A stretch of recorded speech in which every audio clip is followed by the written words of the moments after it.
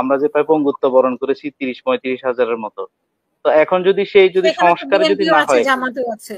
হ্যাঁ, হ্যাঁ, তো সেই সংস্কারটাই যদি না হয়, তাহলে তো আমরা কি পেলাম? আমাদের জীবন গেল 2000-এর মতো, আর আমার প্রতিবন্ধী উপহার পাইলাম আমরা 30-35 হাজার। আমার ফেনীতে যেভাবে Awami League M16 machine gun দিয়ে যেভাবে নারকীয় হত্যাকাণ্ড চালাইছে, আপনারা সব জায়গাতে দেখতে পারবেন আওয়ামী লীগ এবং আওয়ামী লীগের দোসর যে তৎকালীন পুলিশ বাহিনী যারা, তারা যে পরিমাণ নারকীয় হত্যাকাণ্ড আমাদের উপর চালাইছে, সেটা এরকম বর্বরতা, মানে এটা মানে পৃথিবীর ইতিহাসে বিরল একটা বর্বরতা। যারা আমাদের এই আন্দোলনের স্টেক হোল্ডার, তাদের কাছ থেকে আমরা সেই সহযোগিতার মনোভাব পাচ্ছি না। তারা তারা যদি অন্তত আওয়ামী লীগের এগেনিস্টে যদি তাদের সেই মানে কঠোর মনোভাবটুকু যদি থাকতো, তাহলে অন্তত আমরা মানে খুব ভালোভাবে এগিয়ে যেতে পারতাম। কিন্তু আন্দোলনের লিডিং এ তো আমরা ছিলাম। আপনারা ছিলেন, আমরা হ্যাঁ। কিন্তু, জি, আমরা কিন্তু 14 যে ভোট চুরির ইলেকশনের বিরুদ্ধে কিন্তু আমরা আন্দোলন করি নাই। আমরা 18-র ভোট চুরির ইলেকশনের বিরুদ্ধে আন্দোলন করি নাই। 23-এও কিন্তু আমরা আন্দোলন করি নাই। অর্থাৎ আমরা যেই আহ এ, শেখ হাসিনা যে নির্বাচনে যে কারচুপি করেছে, সেটার জন্য কিন্তু আমরা মানে এভাবে আমরা নামি নাই। এবং এটা কেউ, বিএনপিও কিন্তু 16 বছরে কখনো আওয়ামী লীগকে নামাইতে পারে নাই। আওয়ামী লীগ অন্যায় করে গেছে, চুরি করেছে, হ্যাঁ, বিএনপি কখনো পারে নাই। তো আমাদের যে 9 দফা ছিল, সেই 9 দফার মধ্যেও কিন্তু ছিল আমাদের নতুন রাজনীতির বন্দোবস্তের কথা। আমাদের আমাদের বলা ছিল। আমাদের 1 দফার ঘোষক আমাদের নাহিদ ভাই, হ্যাঁ, তিনিও কিন্তু এই নতুন রাজনীতির বন্দোবস্তের কথা কিন্তু 5 আগস্টের আগে কিন্তু বলে গেছেন। তো আমরা আসলে চেয়েছিলাম সংস্কার। আমরা আমরা যে ধরেন আপনাদের আওয়ামী লীগ দল যে নিয়ে গত কিন্তু কারো কোনো মানে প্রশ্ন নেই, যে দল হ্যাঁ, তো হতেই পারে, আমরা দল তো। হুম। আমরা আমরা 16 বছর ধরে আওয়ামী লীগ যে তার সাম্রাজ্য গড়ে তুলেছে, হ্যাঁ, হুম। এখন এই মুহূর্তে সংস্কার না হয়ে যদি নতুন করে একটা রাজনৈতিক দল যদি সেখানে ক্ষমতায় আসে, ধরেন যদি বিএনপি যদি ক্ষমতায় এসে বসে, তো সে তো সেই আওয়ামী লীগের এই সাম্রাজ্য, যেটা মানে দুর্নীতি যে মহা সাম্রাজ্য, সেটাকেই তো সে রিপ্রেজেন্ট করবে। সে কি সংস্কার করবে? সে কি মানে আওয়ামী লীগের সময়কার যে সচিব যারা আছেন বা যারা হচ্ছে যে পুলিশের যারা আছেন, তাদেরকে বাদ দিয়ে কি সে মানে তার মনোনীত লোকজনকে বসাবে? আমরা কিন্তু গত 5 মাসেই কিন্তু আমরা দেখেছি যে যে বড় রাজনৈতিক দলটিকে দেখেছি বিভিন্ন জায়গাতে তাদের বিরুদ্ধে চাঁদাবাজির অভিযোগ দেখতে পাচ্ছি আমরা। মানে ক্ষমতায় না এসেও যে কিংস পার্টির মতো যে একটা বিহেভিয়ার, সেটা কিন্তু আমরা দেখতে পাচ্ছি। তো এখন যে নির্বাচনের যে বিষয়টা, মানে নির্বাচন আসলে যে আমরা যে আমাদের 2000-এর মতো যে জীবন দিয়েছি আমরা, আমরা যে প্রায় পঙ্গুত্ব বরণ করেছি 30-35 হাজারের মতো। তো এখন যদি সেখানে তো সংস্কারে যদি বিএনপিও না আছে, হয়, জামাতও আছে। হ্যাঁ, হ্যাঁ, তো সেই সংস্কারটাই যদি না হয়, তাহলে তো আমরা কি পেলাম? আমাদের জীবন গেল 2000-এর মতো, আর আমার প্রতিবন্ধী উপহার পাইলাম আমরা 30-35 হাজার। এর বাইরে তো আমরা প্রাপ্তির খাতায় কিছু দেখি না। তো হুম। এখন যে এই যে সিলেটে কিছুদিন আগে বা গতকালকে বা আজকে যে একটা ইয়ে হইলো, আহ, আইনজীবী সমিতির নির্বাচন, সেখানে দেখা গেল যে মানে বিএনপি এবং জামাতের ভিতরে যে বিভক্তির কারণে আওয়ামী লীগ কিন্তু জিতে গেছে সেখানে। তো এই যে মানে বিচ্ছেদ আমাদের ভিতরে, বিভক্তি, আওয়ামী লীগ ওখান থেকে অনলাইনে হরতালের ডাক দেয়, ছাত্রলীগ সিকা মারার ডাক দেয়। ওই যে কি শেখ হাসিনাতেই আস্থা, দেয়ালে দেয়ালে চিকা মারার ডাক দেয়। ভারত ওই দিক দিয়ে সীমান্তে আমাদের প্রতি আগ্রাসন চালাচ্ছে।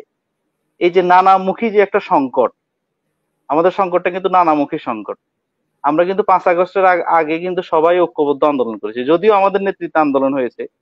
হ্যাঁ, বিএনপি কিন্তু সেটা কখনো স্বীকার করে নাই যে মানে আমাদের সাথে যে তাদের একাত্মতা আছে, সেটা কিন্তু 5 আগস্টের আগে তারা কখনো সেটা স্বীকার করে নাই। পরবর্তীতে আমরা দেখি মানে বিএনপির নেতাদেরকে বলতে শুনতেছি যে তারেক রহমান মাস্টার মাইন্ড, বা আরো বিভিন্ন জনকে আমরা মানে তাদের থেকে মাস্টার মাইন্ডের দাবি করতে দেখতেছি।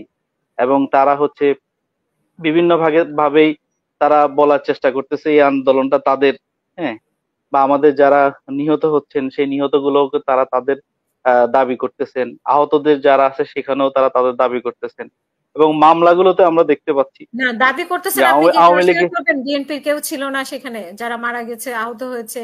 না, সেখানে ছিল, বিএনপি। ছিল, ছিল বিএনপির লোকজন যে ছিল না আমি তো সে কথা বলতেছি না, কিন্তু এই যে ক্রেডিট নেয়ার যে বিষয়টার কথা বলতেছি, তারা যে মানে আমাদের আন্দোলনটার যে ক্রেডিট তারা নিতে চাচ্ছে, এবং একইভাবে তারা ক্রেডিটও নিচ্ছে, ওই দিক দিয়ে আবার আওয়ামী লীগকে তারা পুনর্বাসিত করতেছে।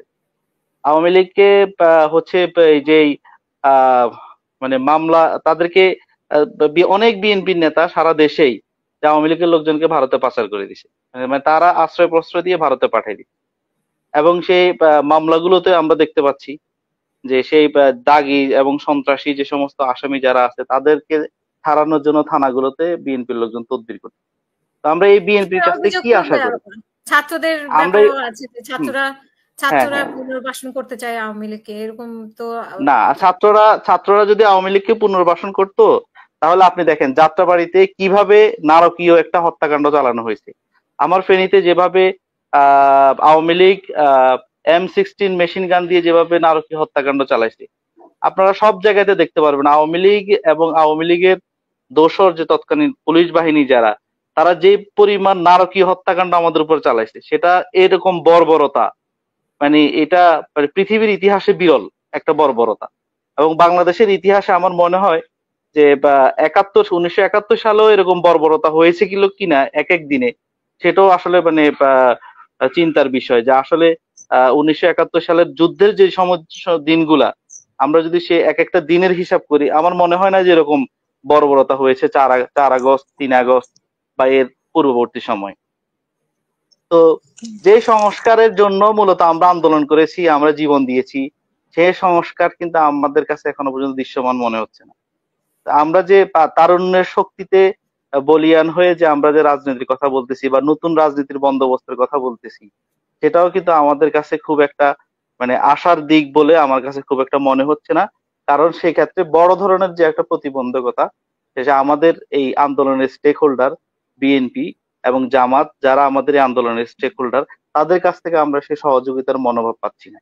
তারা তারা যদি অন্তত আওয়ামী লীগের এগেনিস্টে যদি তাদের সেই মানে কঠোর মনোভাবটুকু যদি থাকতো, তাহলে অন্তত আমরা মানে খুব ভালোভাবে এগিয়ে যেতে পারতাম।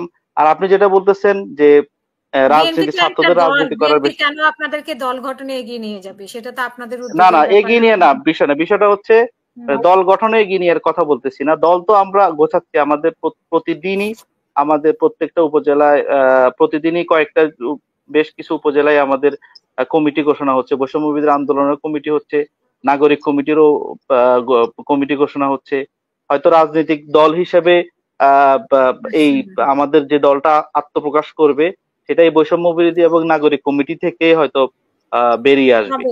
কবে তো কবে তো আমরা আমরা কবে সারা কবে দেশেই কিন্তু আমরা যে গণসংযোগ, আমরা সারা দেশে কিন্তু জনমত গঠনের কাজ করে যাচ্ছি, গণসংযোগের কাজ করে যাচ্ছি। সেটা আশা করি খুব শীঘ্রই আমাদের কেন্দ্রীয় নেতৃবৃন্দরা সেই ঘোষণার মধ্যেই হয়তোবা সেই রাজনৈতিক আত্মপ্রকাশটা হয়তো করবেন। কিন্তু যেটা আমি বলতে চাচ্ছিলাম যে সংস্কারের যে বিষয়টা, মানে সংস্কারের ক্ষেত্রে আমরা বড় রাজনৈতিক দলগুলোর কোনো ধরনেরই সহযোগিতা পাচ্ছি না।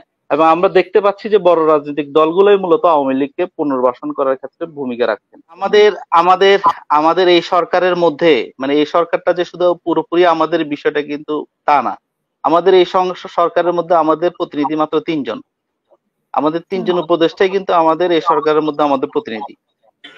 তো আহ মানে সেই দৃষ্টিভঙ্গি থেকে বলবো যে এই সরকারটা যে পুরোপুরি ভাবেই যে আমাদের নিয়ন্ত্রণে, এটা কিন্তু সম্পূর্ণভাবে একটা ভ্রান্ত ধারণা। তো আমরা যে সংস্কারের কথা বলি, এই সংস্কারের জন্য আপনার মানে প্রশাসনিক যে সমস্ত সংস্কারের জন্য এবং রাষ্ট্রীয় যে সংস্কারের জন্য, সেগুলোর জন্য কিন্তু এই সরকারকে সময় দেওয়া উচিত, এবং সে সময়টা কিন্তু রাজনৈতিক দলগুলো দিতে চাচ্ছে না।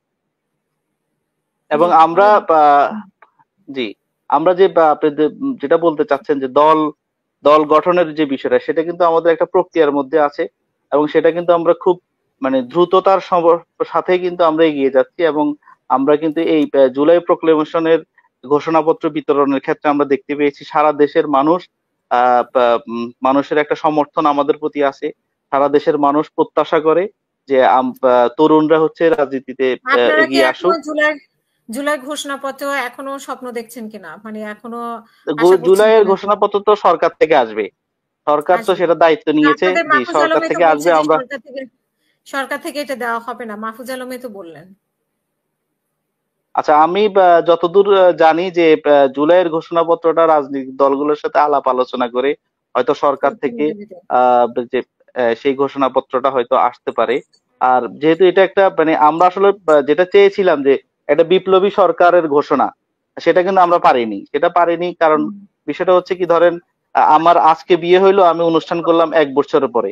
তো সেই যে সময় ক্ষেপণটা, এই সময় ক্ষেপণটাই কিন্তু আসলে আমাদেরকে মানে আরো বেশি সমস্যার মধ্যে ফেলতেছে আর কি। তো আমি যেটা মনে করব যে সরকার যদি ঘোষণাপত্রটি জুলাই প্রক্লেমেশনটা যদি তারা দিতে না চায়, সেটাও অন্তত সরকার বলুক যে সরকার এই প্রক্লেমেশনটা দিতে চায় না।